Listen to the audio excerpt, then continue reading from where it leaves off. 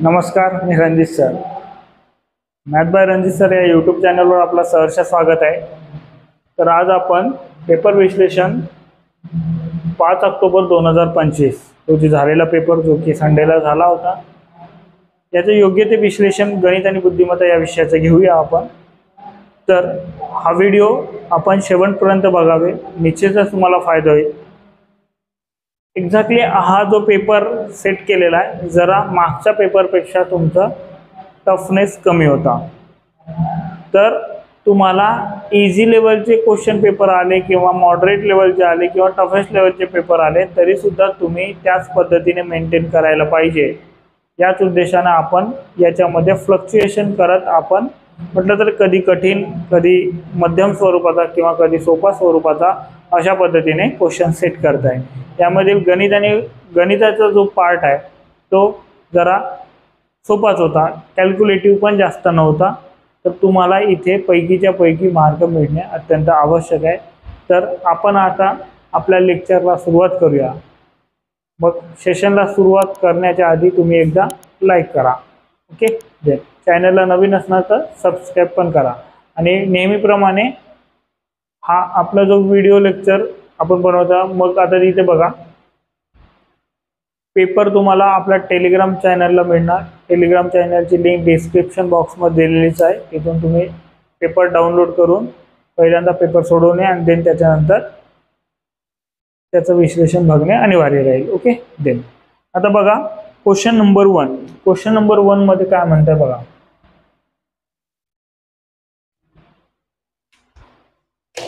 35 से 20 चे 15% काय म्हटलंय, 15%. देन या पद्धतीने जर असेल तर लक्षात घ्या, पहिले 0 गेट कॅन्सल, 15 दुने 30 आणि देन त्याच्यानंतरचं काय होत आहे 3, 15 × 75 आणि 78 देन आले 7, 15 × 45, 45 ना 7 किती होते 52 आणि डिवायडेड बाय तुमचे 10 गेट कॅन्सल म्हणजे तुमचे 528 असा जो ऑप्शन आहे, ऑप्शन क्रमांक सी हा उत्तर येणे आहे. अत्यंत सोपा क्वेश्चन होता. तुम्हाला आता नंतरचा जो बघा, चौरसाच्या लगतच्या भुजा परस्परांना रिकामी जागा असतात, म्हणजे कशा असतात, लंब. लंब म्हटलं तर एकंदरीत काय असते मित्र, जरा लक्षात घ्या, त्यांच्यामध्ये 90 डिग्रीचा कोन तिथे निर्माण होतो दोन लगतच्या कोनमध्ये, त्याला लंब असं म्हटलं जाते. म्हणून उत्तर कोणता येणार, option second is a correct answer, ठीक आहे. दे त्यानंतरचा बघा आता क्वेश्चन नंबर 3. क्वेश्चन 3 मध्ये काय म्हणताय बघा. क्वेश्चन 3 मध्ये 400 रुपये किमतीच्या 50 गोण्या खरेदी केल्या आणि त्या गोण्या 25,000. आता बघा किती प्रमाणे, किती 400 रुपये प्रमाणे किती 50 गोण्या, ठीक आहे. म्हणजे एकंदरीत त्यांची किंमत किती आहे, एक प्रकारे हे खरेदी किंमत निघत आहे. काय निघत आहे, खरेदी किंमत. सांगा 4 × 5 = 20 आणि 1 2 3 1 2 20,000. 20,000ची खरेदी किंमत आहे आणि विक्री किंमत किती आहे म्हटलं, विक्री किंमत 25,000 आहे, ठीक आहे. तर मला सांगा आता प्रत्यक्ष नफा किंवा शेकडा नफा बरोबर. आता 20,000ची वस्तू 25,000ला विकली म्हणजे एकंदरीत नफा होत आहे, पण नफा किती पर्सेंटचा ते महत्त्वाचं आहे. म्हणजे यांच्या दोघांमधला फरक कितीचा आहे तुमचं, 25,000 - 20,000 म्हणजे 5,000चा, पण कुणावर 20,000वर, ठीक आहे. देन पुढं गुणिला टक्केवारी आपण 100% असं मेंटेन करतोच, ठीक आहे. 1 2 3 4 1 2 3 4 गेट कॅन्सल. देन मला सांगा यार इथे 5 × 50 किंवा बे 10, मग 5 × 5 = 25, मग किती टक्के नफा, 25% नफा इथे मेंटेन होत आहे. म्हणजे ऑप्शन क्रमांक कोणता आहे, option A is a correct answer, okay. Then question number 4 बघा. आता क्वेश्चन नंबर 4 मध्ये काय म्हणताय, भूषणला दरवर्षी 10% पगारवाढ मिळते, त्याचा पगार सन 2024 मध्ये 20,000 आहे, तर सन 2025 मध्ये जायचा म्हणजे पुढच्या वर्षी. बघा लक्षात घ्या 10% वाढ. आता एकंदरीत तुमचं किती 20,000 आहे, 10% वाढ म्हटलं तर काय होतं 20,000चं गुणिला 10% वाढ करणे म्हणजे तुमचं 100 मध्ये तेवढं वाढवावं. हे 100%च्या बरोबर म्हणजे 110% काढणे आवश्यक आहे. किती 10% वाढ म्हणते म्हणजे 100 मध्ये 10 वाढवले 1 2 1 2 गेट कॅन्सल आणि देन त्याच्यानंतर 11 दुनी 22 आणि देन त्याच्यानंतर किती 1 2 आणि 3 म्हणजे काय होणार 22,000 असं डायरेक्टली तुमच्या विदिन सेकंद उत्तर येण्याचे चान्सेस आहे. Clear okay. देन नेक्स्ट पुढचा जर विचार जर केला तर बघा आता क्वेश्चन नंबर 5.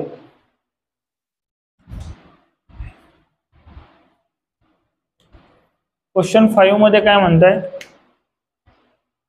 एका त्रिकोणाच्या बाजू 3/4/5 प्रमाणात आहे तर त्याच्या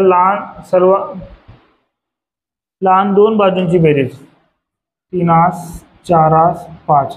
तर नेहमी लक्षात घ्या तुमचं गुणोत्तर जेव्हा जेव्हा देऊन असेल लहान दोन बाजू म्हटलं काय 3 अधिक 4 म्हणजे तुमचं किती देऊन आहे 21. तर तुम्हाला मोठ्या बाजूची किंमत मोठी बाजूचे रेशो किती आहे तुमचं 5 5 म्हणजे किती सांगा आता. देन इथं 3 अधिक 4 म्हणजे किती होत आहे तुमचं 7 आणि हा x इथं मल्टिप्लिकेशन 7 1 बरोबर काय होणार 21 गुणिला किती होतं 5 आणि देन x बरोबर काय होणार 21 गुणिला 5 डिवायडेड बाय काय होणार तुमचा इकडचा गुणाकार तिकडे जाऊन भागाकार म्हणजे काय होणार 7 1 7 7 3 21 3 5 15. मला सांगा इथे उत्तर काय आहे तुमचं गुणोत्तराचा 15 या पद्धतीने उत्तर येणे आहे. Clear okay. देन तर मित्र जरा लक्षात घ्या मोठ्या बाजूची तुमची विचारलेली आहे तर हा झाला ट्रेडिशनल मेथड. आपल्याला अजिबात असं करायचं नाही समजत आहे का. मग आता नेमकं कसं करायचं बघा मोठ्या संख्येचा तुम्हाला विचारताय आणि ऑप्शन मध्ये बघा ऑप्शन मध्ये काय काय तुमचं सांगा बरं 7 दुसरा 9 तिसरा तुमचं काय 15 आणि चौथा काय तुमचं 8. अशा पद्धतीने जेव्हा आयतं भेटत असते मोठ्या संख्येचं तुम्हाला काढायचं मोठ्या संख्येचं गुणोत्तर किती आहे 5. 5 ने कुठं कुठं भाग जाते सांगा फक्त एकाच ऑप्शन मध्ये जाते ठोकायला. एवढं दूर करायची गरज होती का नाही. तर अशी टेम्परामेंट तुम्हाला ठेवावं लागेल तेव्हाच तर तुमचा पेपर पूर्ण चालवते. भले हा पेपर जरा सोपा असला तरी पण हे अप्रोच ठेवणे आवश्यक आहे. इच अँड एव्हरी क्वेश्चन तुमचे कठीण नसतात तर त्या पद्धतीने अप्रोच आपल्याला ठेवणे अत्यंत आवश्यक राहील. ओके. देन नेक्स्ट आता बघा पुढं एका आयताची लांबी 6 सेंटीमीटर आहे व रुंदी 5 सेंटीमीटर आहे. तर तुम्हाला आता इथे हा सोपाच क्वेश्चन आहे परंतु तुमच्या युनिट मध्ये जरा गडबड केलेली आहे. तर युनिट काय आहे त्यानुसार आपल्याला तिथे मेंटेन करायचं. तर बघा आता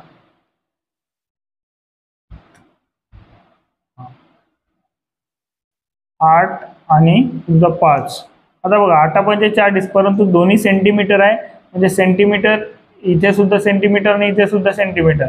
सेंटीमीटर इंटू सेंटीमीटर म्हणजे सेंटीमीटरचा वर्ग किंवा आपण त्याला मराठीमध्ये चौसेमी असं आपण तिथे म्हणू शकतो. चौरस सेंटीमीटर अशा पद्धतीने आहे. 40 चौरस सेंटीमीटर कुठं आहे तुमचं मीटर आहे सेंटीमीटर आहे मिलीमीटर आहे सेंटीमीटरच आहे फक्त.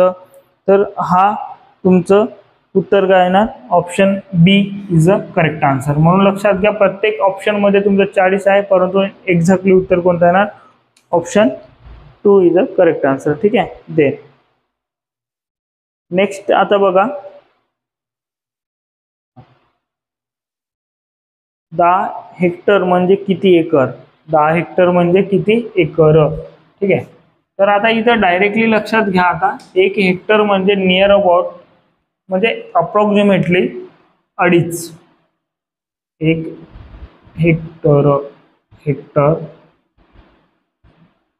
अप्रॉक्सिमेटली किती 2.5 एकर म्हणजे 10 हेक्टर असं जर म्हटलं हे एक्झॅक्टली 2.5 नाहीये 2.47 असं समथिंग आहे. तर एक्झॅक्टली आपण इथं विचार करूया म्हणजे तुमचं 10 हेक्टर म्हणजे 25 तुमचं येणे आहे 25 एकर. ठीक आहे. 25 एकर परंतु 25 एक्झॅक्टली 25 नाहीच आहे. तर तुम्हाला तिथं मी आधीच सांगितलं थोडं कमी आहे म्हटलं तर काय म्हणताय सांगा बरं कोणता येणार ऑप्शन.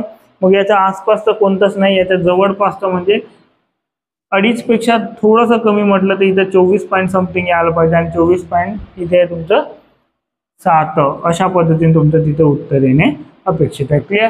मग थोडं कमी असतं म्हणून सांगितलं होतं म्हणून option C is a correct answer. कोणतं option B is a correct answer 24 point 7. Then त्यानंतरचा बघा क्वेश्चन नंबर 8. क्वेश्चन नंबर 8 मध्ये सिक्वेन्सली आहे. तर क्वेश्चन 8 मध्ये काय म्हणतंय बघा, 3चा वर्ग गुणिला 5चा पॉवर 4 गुणिला, किंवा इथं ब्रॅकेट आहे 4चा पॉवर 0 मायनस 2चा पॉवर 0 अशा पद्धतीने आहे is equal to question mark. तर मित्र जरा लक्षात घ्या, 3चा पॉवर हे गुणाकार करण्याची गरज नाही, कारण 4चा पॉवर कोणत्या पॉवर संख्येचा पॉवर 0 म्हणजे 1, मग इथे सुद्धा 1 वजा 1 म्हणजे काय होतं तुमचं 0. 0 गुणिला कोणतीही संख्या म्हटलं तर उत्तर काय येणार 0. म्हणून 0 असणारा ऑप्शन कोणता आहे, तर 0 असणारा ऑप्शन म्हणजे option B is a correct answer. Clear मग ओके. देन यानुसार तुमचं तिथे उत्तर येणे आवश्यक होता. देन आता बघा क्वेश्चन नंबर 9 पुन्हा गुणोत्तराचा आहे. तर बघा आता गुणोत्तरामध्ये जर आपण विचार जर केला तर काय बघा,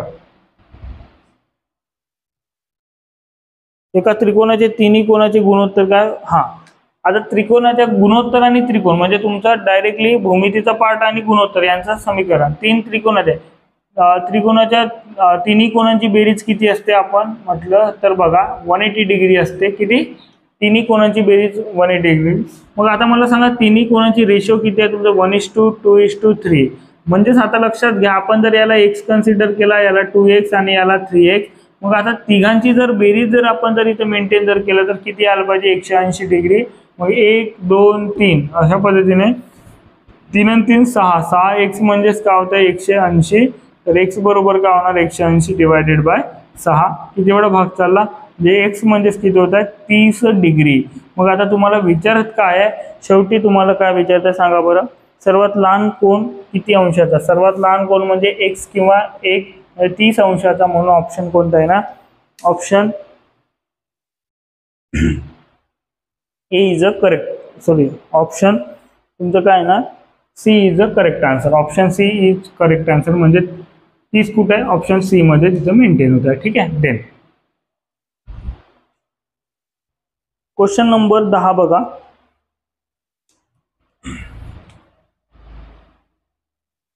क्वेश्चन नंबर 10 मध्ये बघा लक्षात घ्या, एक संख्येचा तृतीयांश. आता एक संख्या आपण नेहमीप्रमाणे एक संख्या काय कन्सिडर करायची x. देन एक संख्या तुमची x त्याचा तृतीयांश म्हटलं तर x/3 म्हणजेच किती आहे यार 1/3 10 आहे. म्हणजे x बरोबर काय होणार 10 गुणिला 3 म्हणजे किती होत आहे तुमचं 30. मग आता देन त्याच्यानंतर काय विचारायचं सांगा, तर त्या संख्येचा 50%. 50% म्हणजे एक प्रकारे 50%. टक्केवारीचं चिन्ह काढण्यासाठी म्हणजे 1/2 अशा पद्धतीने आहे. मग ती संख्या कोणती 30, 30 चे 1/2 म्हणजे किती होत आहे 15. असं तुमचं उत्तर येणे अपेक्षित आहे. क्लिअर. मग आणि 15 कोणत्या ऑप्शन मध्ये 15 बी ऑप्शन मध्ये करेक्ट, म्हणजे बी ऑप्शन मध्ये मेंटेन आहे. म्हणून क्वेश्चन नंबर 10चं उत्तर काय ना तुमचं B is a correct answer. Okay. दे त्यानंतरचा क्वेश्चन नंबर 11.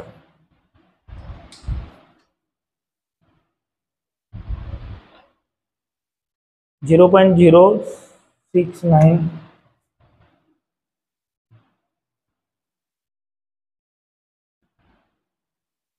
0.06945 मधील 9 या अंकाची स्थानिक किंमत. आता मला सांगा 1 2 3 समजत आहे का, 1 2 3 म्हटलं तर याचं स्थानिक 9व्या याचं तुमचं स्थानिक किंमत किती अशा पद्धतीने म्हटलं तर 9 गुणिला 10⁻³ आला असता. समजत आहे का. -3 येणे म्हणजे तुमचं एकंदरीत काय होणार खाली डिवायडेड बाय 9 डिवायडेड बाय 10⁻³ याला खाली घेता येईल, किंवा 1 2 3 म्हणजे पॉईंट नंतर जर तुमचं आता इथे डायरेक्टली उत्तर जर आपण काढलं तर कारण 0.009 याला जर आपण अपूर्णांकाचे याचं 1 2 3 मग आता इथे 9 0. आता काय होणार 9 डिवायडेड बाय 1 लिहिलं तर त्याचा काही फरक पडणार 0 0 इकडे आहे 1 2 3 म्हणून आता 1 2 3 0 म्हणजे उत्तर काय येणार 9/1000. 9/1000 म्हटलं तर कोणतं येणार ऑप्शन क्रमांक D is a correct answer. थोडं व्यवस्थित लक्षात घ्यायचा, उत्तर आपल्याला व्यवस्थित सापडणार आहे. ओके. देन क्वेश्चन नंबर आता कोणता आहे क्वेश्चन नंबर 12 बघा 12.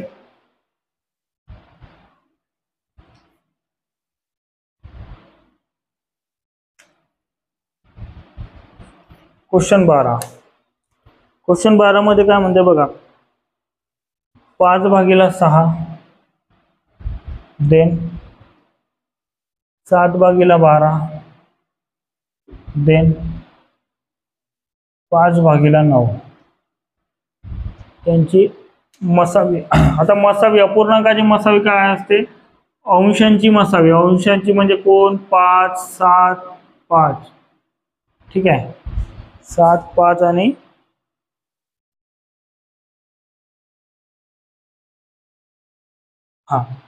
7, 5 आणि इथे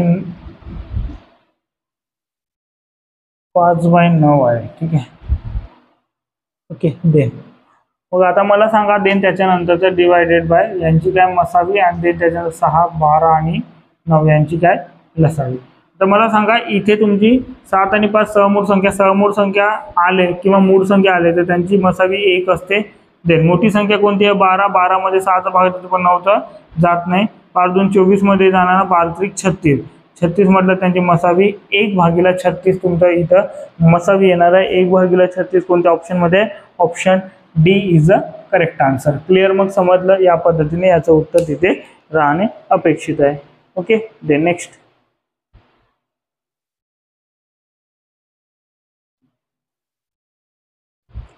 पुढचा क्वेश्चन बघा, क्वेश्चन नंबर 13.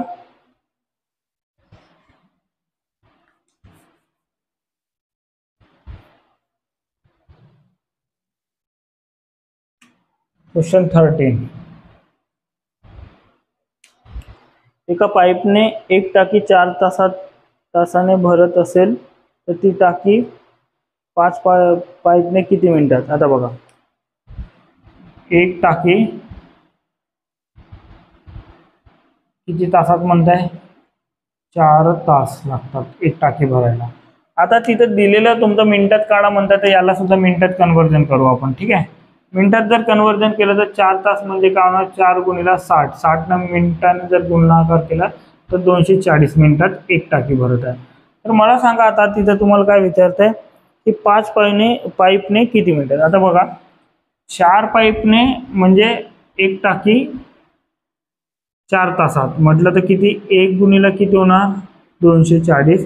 मग आता 5 पाईपने किती वेळात तुमचा भरेल, या पद्धतीने गुणिला एक्स किंवा तुमचा टाइम जर काढलो आपण, तर मग एक्स बरोबर काय होणार, 240 डिवायडेड बाय 5 म्हणजे 520 आणि देन 5 8 40 म्हटलं तर 48 मिनिट लागतील. किती मिनिटं, 48 मिनिटं.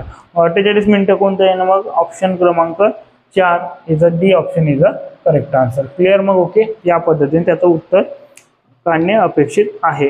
देन आता बघा, क्वेश्चन नंबर 14. क्वेश्चन नंबर 14 मध्ये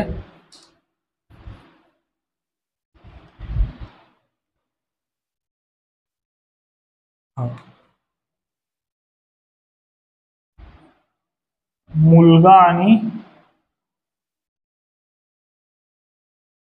वडील. जरा आज बघा, लक्षात घ्या. आता मुलगा आणि वडील,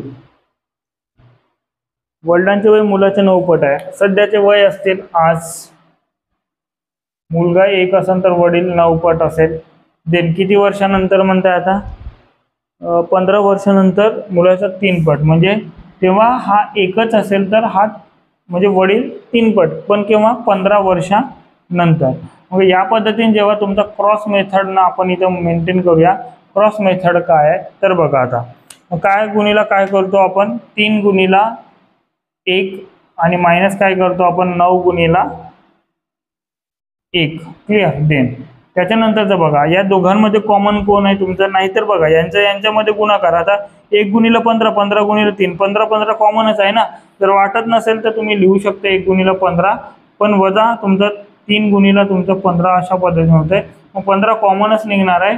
मग 1 वजा 3 किंवा इकडे तुमचं 3 वजा 9 अशा पद्धतीने आहे. म्हणजे इथं मायनस आहे, इथे तिथे मायनस, म्हणजे यांच्यातला फरक म्हणजे कितीचा होत आहे, 6चा. आणि देन यांच्यातला फरक म्हटलं 2. 15 गुणिला किती होत आहे तुमचं 2. मग आता देन त्याच्यानंतर 1 रेशो बरोबर इथं काय ना, इथं 6 म्हणजे तुमचे 30, म्हणजे 1 रेशो म्हणजे किती होत आहे, 5. 6 म्हणजे 30, 1 रेशो म्हणजे किती, 5. मग आता देन अल्टिमेटली तुम्हाला विचारत काय आहे, हा, वडील वडील तुमचं किती आहे?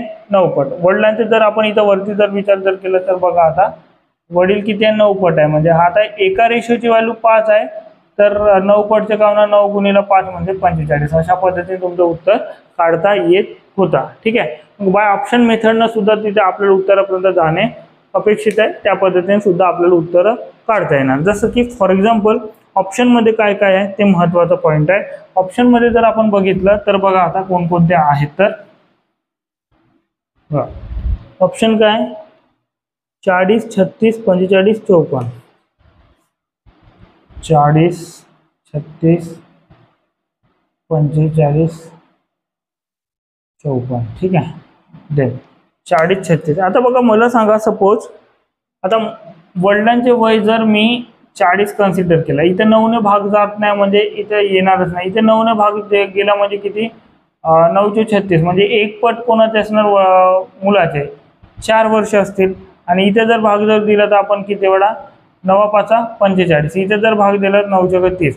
पण मला सांगा आता देन आता मुलाचं वय 4 असेल तर वडिलांचे 36, 5 असेल तर 45, 6 असेल तर 54. इथं क्लिअर झाला. पण किती वर्षानंतर? 15 वर्षानंतर. +15 मध्ये यांचंही तुम्ही 15 वाढवा म्हणजे वडील किती होणार? 51 वर्षाचे आणि हा किती होणार? 19. मग इथे तुमचं काय होणार? इथे 60 होणार आणि 45 + 15 आणि इथे किती होणार तुमचं? 20 होणार. आणि देन त्याच्यानंतर इथे किती होणार? 71 आणि देन त्याच्यानंतर इथे किती होणार? +15 म्हणजे 21. मग मला सांगा तिप्पट म्हणजे तुमच्या मुलाच्या वयाला जर 3ने गुणले तर तुमची कोणती संख्या येत आहे? तर तिकडली वडिलांची वय येणे आवश्यक आहे. येत आहे का इथे? नाही. तर मग 20, 30, 60 एकच ऑप्शन नाही येत आहे. म्हणजे तुमचं 60 कोणामुळे आला? 45 मुळे आला. म्हणून याला ऑप्शन क्रमांक 3 याला ठोका आता डायरेक्टली. समजत आहे का? या पद्धतीने by option each and every question option वरूनही निघत असतात.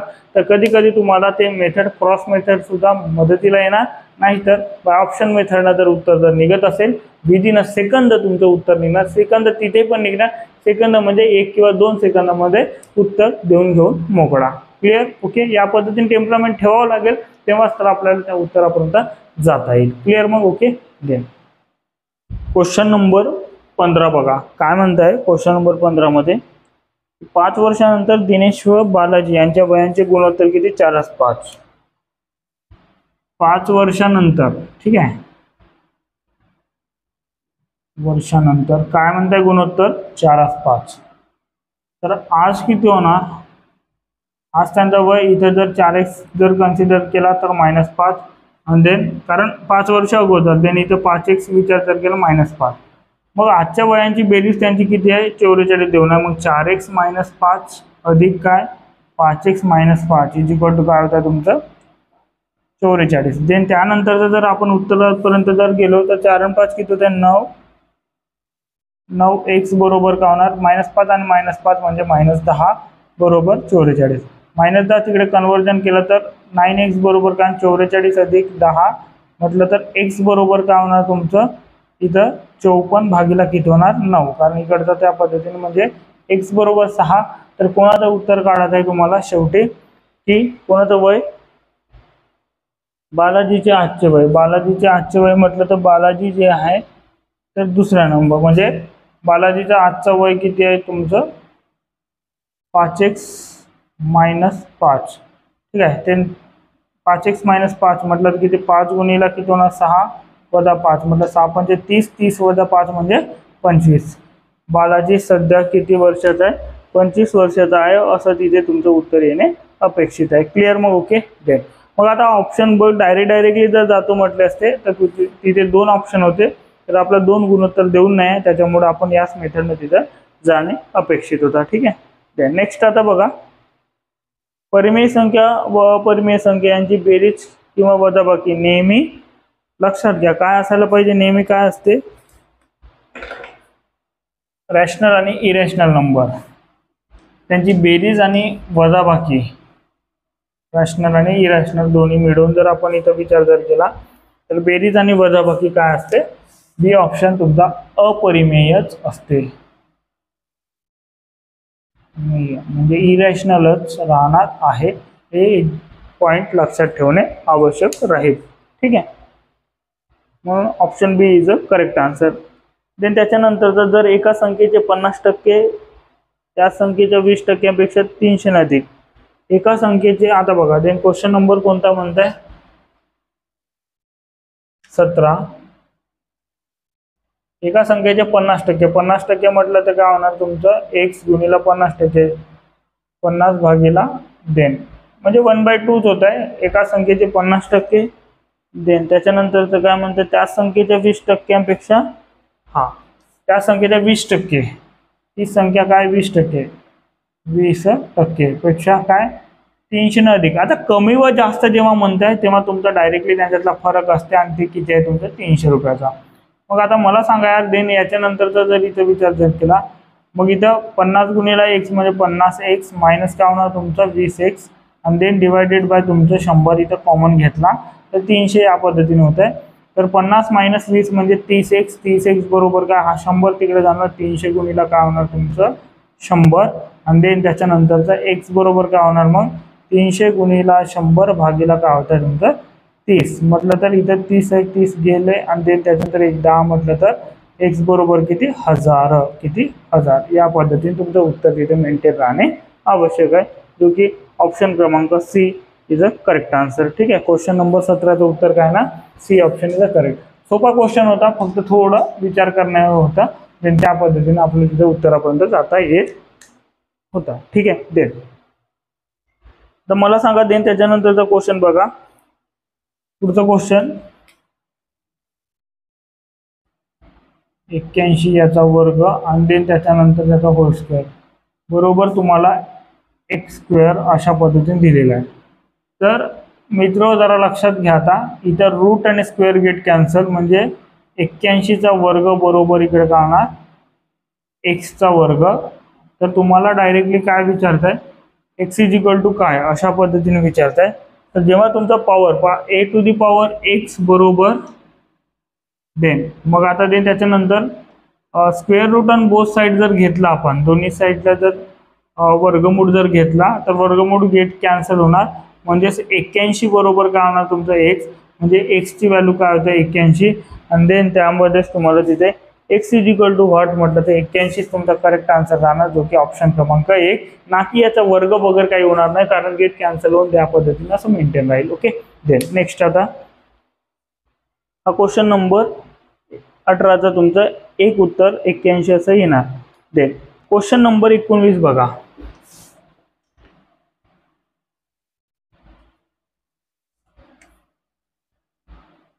क्वेश्चन नंबर 19 मध्ये काय म्हणताय, एका नळाने 5000 लिटर धारकतेची हौद 8 तासात भरतो. ठीक आहे, तर त्याची कॅपॅसिटी एका तासात किती होत आहे, एक तासात किती 5000 लिटर. ठीक आहे, 5000 8 तासात, मग एका तासात म्हणजे 8 ने डिवाइड जर केला तर आपण सांगा इथे किती 848 देन त्याच्यानंतर राहिले 2, 8 दुने 16 देन 8 पंचे 40, 625 लिटर एका तासाला 625 लिटर या पद्धतीने आहे. एक तास म्हणजेच काय होणार तुमचं, आता बघा देन विशालने दुर्लक्ष केल्याने नळ 9 तास व 36 मिनिटे, मग एकंदरीत तुमचं 9 तास व 36 मिनिटे. 8 तासात ते भरायला पाहिजे, ते 9 म्हणजे 9:36 वजा तुमचं देन 8 तास जर केला तर तुमचं 1 तास 36 मिनिटे एवढं त्यांच्यातला फरक आहे. म्हणजे एवढं पाणी एक्स्ट्रा तिथे चालला गेला या एवढ्या वेळेत. मग एवढ्या वेळेत म्हटल्यानंतर आपण डायरेक्टली विचार करूया, जर आपण सर्व यांना डायरेक्टली जर तासात जर इथे मिनिट 1 तास आणि 36 मिनिटे अशा पद्धतीने म्हटलं तर डायरेक्टली तासात म्हटलं तर एका तासात एवढं जात आहे, तर ते त्या पद्धतीने काय होणार. मग आता 1 तास म्हणजे तुमचे 60 मिनिटे, 60 अधिक तुमचं काय होणार 36, डायरेक्टली मेंटेन काय होतं तुमचं 36 अधिक 96 मिनिट, 96 मिनिट. आणि याला तासात जर कन्वर्जन करायचं असेल तर 96 भागीला काय करतो आपण 60, तर डायरेक्टली इथे. नाहीतर 1 तासाचे तुमचे काय इथं बघा, एका तासाचे 625 तर राहणारच आहे आणि देन त्याच्यानंतर त्याचे किती होत आहे तर आपण डिवायडेड बाय 60 तसंही होणार. तर मला सांगा इथे आता देन त्याच्यानंतर इथे बघा 1696 म्हणजे 0.1 सर्कलला 1.6 तास अशा पद्धतीने तो मिनिट होतं 1.6 तास. मग आता डायरेक्टली तुम्हाला आता काय करावं लागेल, एका तासाला 625 गुणिला काय करणार 1.6, याचा गुणाकार जर आपण केला तर आता बघा 16 पंचे 80 चे 0, हातचा 8 आणि 32 ना 8 किती होतं 40 आणि हातचा काय होणार 4 आणि 96 न 4 किती होतं तुमचं 100. मग आता इथे तुमचं एक स्थान सडकवलं तर उत्तर काय ना तुमचं 1000, जो की ऑप्शन क्रमांक कोणता सांगा बरं. Option B is a correct answer. 19चा आन्सर काय ऑप्शन बी. ठीक आहे. व्हिडिओ जर आवडत असेल तर नक्की लाईक करा, शेअर करायला अजिबात विसरू नका. देन पुढं एका रकमेच्या चक्रवाढ व्याज व सरळ व्याज मधील फरक मधील एक 5% दराने 2 वर्षासाठी 250 रुपये आहे, तर ती रक्कम कोणती. ठीक आहे. तर तुम्हाला एका रकमेच्या चक्रवाढ व्याज व सरळ व्याज मधील फरक ओके देन. मग आता या पद्धतीने जर इथं विचार जर केला तर लक्षात घ्या, तर रक्कम कोणती म्हणताय किंवा त्याचा मुद्दल काय. Question number 20. ठीक आहे.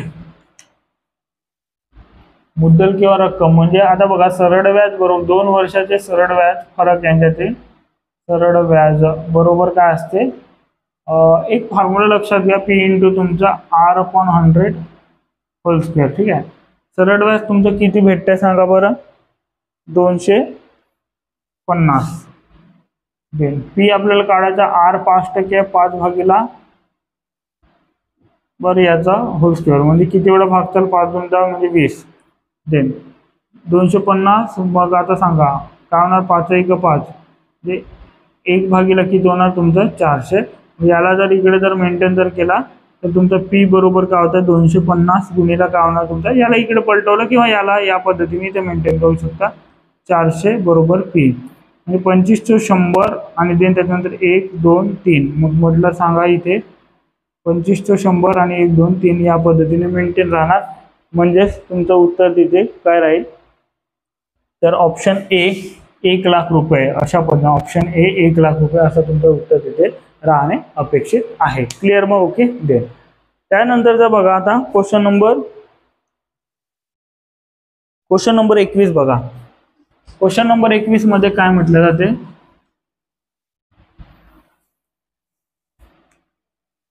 Question 21 okay. एक संख्या 2दा आणि 42 3 वेळा यांची बेरीज केली. एक संख्या म्हटलं तर एक्स कन्सिडर त्याला 2 वेळा, मग आता त्याच्या गुणीला 2 करू आणि देन त्याच्यानंतर पुन्हा 42 3 वेळा, 42 गुणीला काय करू 3 वेळा. यांनी मिळवली तर तुमचं उत्तर काय तर 238 या पद्धतीने ते म्हणत आहे. मग काय होणार 2x बरोबर काय होणार 42 म्हणजे काय होतं 6 आणि इथे 12. देन आपण 238 जर इथं विचार जर घेतला देन त्यानंतरचं काय 238 म्हणतच आहे. बरं याला इकडे पलटवलं तर काय होणार 2x बरोबर काय होतं 238 मायनस काय होतं 126. तर x बरोबर काय होणार 238 मायनस 2 आणि इथे 1 आणि इथे 1 भागीला किती होणार इकडचं 2 इकडे येऊन भागाकारात होईल. मग x बरोबर काय होणार त्याचे अर्धे म्हटलं किती होतं 56. मग आता हे झालं तुमचं x ची व्हॅल्यू. आता देन त्याच्यानंतर काय म्हणतंय, आता काय म्हणतात बघा 42 संख्या 2दा, 42 ही संख्या काय 2दा तर 2 वेळा मिळवणे किंवा 2 गुणीला 2 करणे प्लस येणाऱ्या संख्येला 3 वेळा म्हणते. मग 56 गुणीला काय येणारी संख्या 56 गुणीला 3 या पद्धतीने विचार जर केला 42 गुणीला 2 म्हटलं काय होतं तुमचं किती 84 आणि देन त्याच्यानंतर त्याचे डबल. मग इथं साइन 3 18 हातचं 1 आणि 15 ने 1 16. या पद्धतीने या दोघांची बेरीज जर केलं तर 8 आणि 4 किती होतं 12 2 हातचा 1 14 ने 1 15 आणि इथं हातचा 1 म्हणजे 252 असं तुमचं उत्तर येणे आहे फायनली. आणि 252 कोणता option C is a correct answer. Option C is a correct answer okay. Then या पद्धतीने तिथे मेंटेन राहणार आहे. नंतर बघा कुणालने एका दुकानातून 1050 रुपयाला 65 पुस्तके आणि 1020 रुपयाला 50 पुस्तक खरेदी केले तर प्रत्येक पुस्तक त्याने सरासरी किती रुपयाला. आता हाही सोपा क्वेश्चन आहे. क्वेश्चन नंबर 20 क्वेश्चन नंबर काय 22 बघा.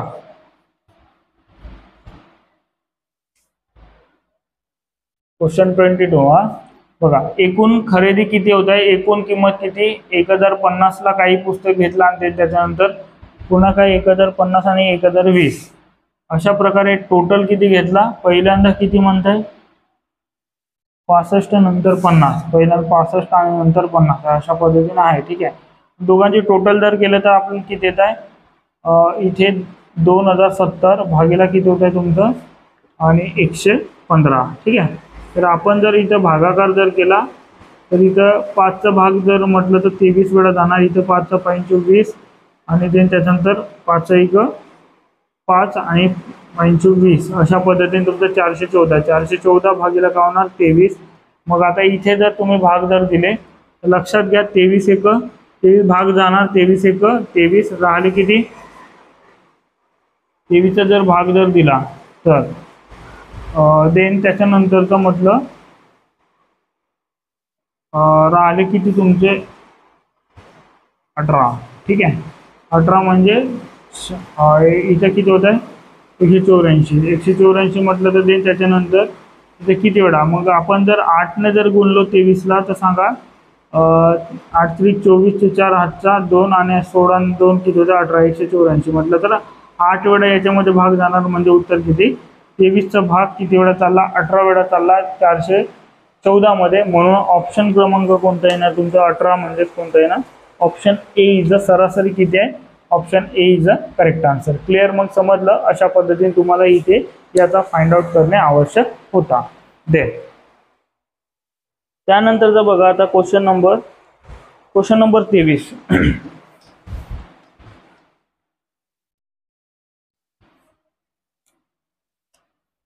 क्वेश्चन 23 मध्ये काय म्हणताय बघा,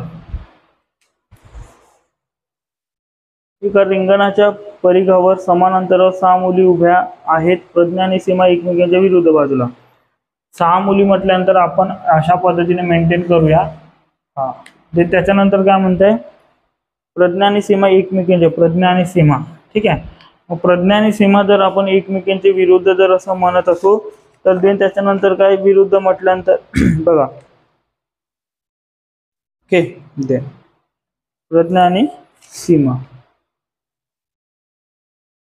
जर प्रज्ञा आणि सीमा जर आपण इथे व्यवस्थित जर लक्षात घेतलं तर काय होणार, इथे जर आपण प्रज्ञा जर घेतला आणि वरती अपोजिट म्हटलं तर सीमा. ठीक आहे. देन पुढे जर आपण विचार जर घेतला तर सांगा, इथे आता उभे आहे राधा व प्रज्ञा यांच्यामध्ये मीन आहे, राधा व प्रज्ञा. ठीक आहे.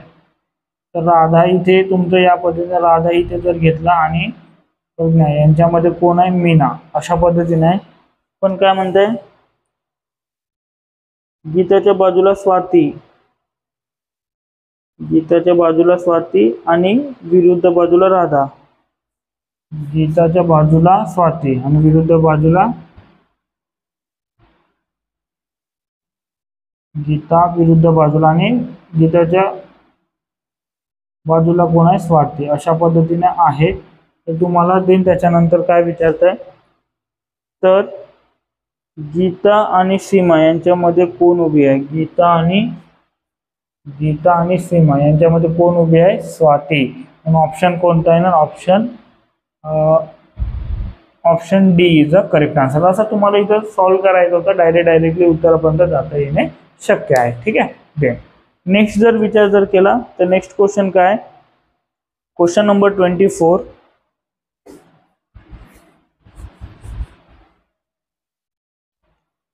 क्वेश्चन 24 मध्ये काय बघा, एका ठराविक रकमेवरती व्याजाचा दर पहिल्या 2 वर्षासाठी 6%, पुढील 5 वर्षासाठी 9%, पुढील शिल्लक कालावधीसाठी 13%, जर 10 वर्षानंतर त्या रकमे एकूण व्याज. आता जेव्हा जेव्हा तुम्हाला काही टक्केवारी देऊ नये आणि देन त्याच्यानंतरचं त्यांचं इयर देऊ नये किंवा वर्ष देऊ नये, तेव्हा आपण डायरेक्टली सरळ व्याज किती भेटतंय बघा, सरळ व्याज बरोबर. आता सरळ व्याज एकच देऊ नये, परंतु मला सांगा तुमचं मुद्दल तुमचं सारखं राहील. शेवटी काय काढायचंय, मुद्दलच इथे मेंटेन करायचं आहे.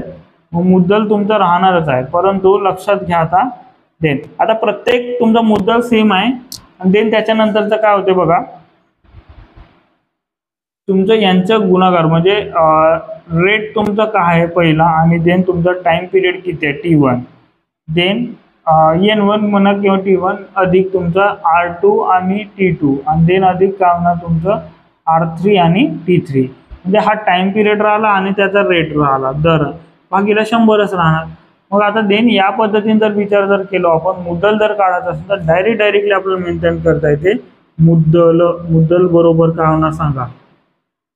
मुद्दल बरोबर काय होणार सरळ व्याज. किती देऊ नये सरळ व्याज तुम्हाला 7680. 7680 कारण इकडे जाणार ना आता मुद्दल याला जर इकडे पलटवलं 7680 गुणीला काय होणार 100 भागीला काय होते सांगा. इथे तुम्ही जर विचार जर केले तर बघा जर इथे तुम्ही 7680 जर ठेवले असते ठीक आहे आणि गुणीला हा 100 इकडे आला असता देन आता हे सर्व जे R1 R2 जे काय आहे ते खाली याच्या खाली येणार लाईन म्हणजे या मुद्दल इकडे मुद्दल आपलं जैसे ते मेंटेन आला असता. R1 किती आहे तुमचं काय म्हणताय 2 वर्षासाठी 6%. 2 गुणीला 6 राहणार अधिक हा पुन्हा 5 वर्षासाठी 5% दर 9 वर्षासाठी ठीक आहे. देन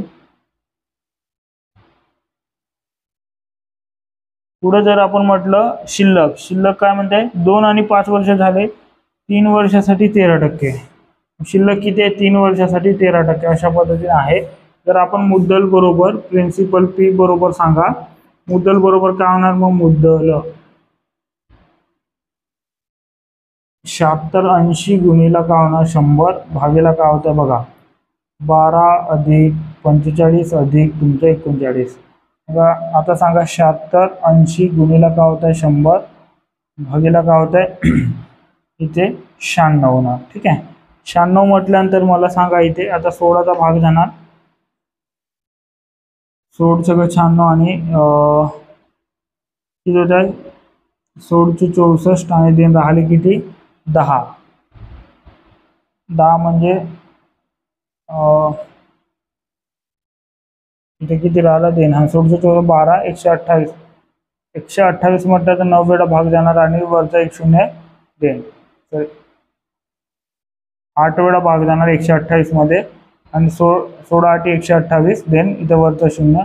मग आता बघा 6 कसा 6 8 48 म्हणजे उत्तर काय 80 गुणीला तुमचं 100 म्हटलं तर डायरेक्टली काय 8000 म्हणजे 8000 तुमचं तिथे मुद्दल येणे आहे जो की option B is a correct answer. थोडं कॅल्क्युलेशन मोठा होता पण आपल्याला जरा सेपरेट काढून देईन त्याच्यानंतर त्याचं उत्तरापर्यंत जाणे एवढं करायचं नाही. म्हणजे I बरोबर I1 I2 I3 अशा पद्धतीने न करता डायरेक्टली मेंटेन करायचं. मुद्दल तेच आहे सरळ व्याज एकच आहे पण एवढ्या वर्षासाठी तेवढं असं म्हटल्यानंतर डायरेक्ट त्याचा गुणाकार करून त्याच पद्धतीने मेंटेन करणे अपेक्षित राहील ठीक आहे.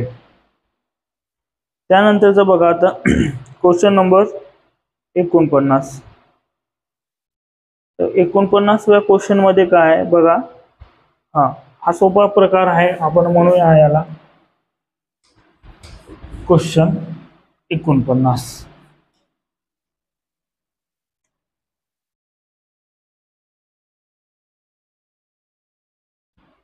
क्वेश्चन 49 मध्ये काय म्हणताय खडूला व्यवस्थापक म्हटले. आता डायरेक्टली आपण या टाईपचे क्वेश्चन बरेचदा बघितले आपण विश्लेषण मध्ये बघितले. तर वर्गात कोण शिकवणारे कोण असतात शिक्षक.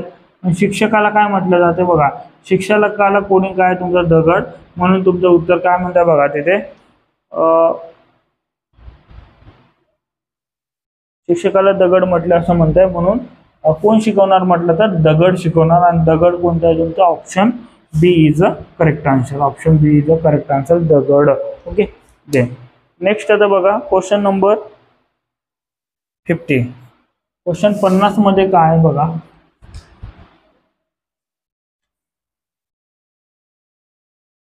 पर्सेंटेज कॅपिटल मध्ये आहे किंवा त्या पद्धतीने देऊ शकता PER.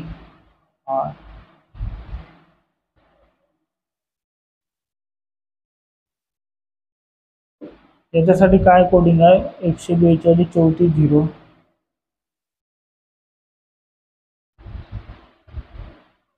56 74 अशा पद्धतीने आहे. तर तुम्हाला टार्गेट या पद्धतीने विचारलं आहे.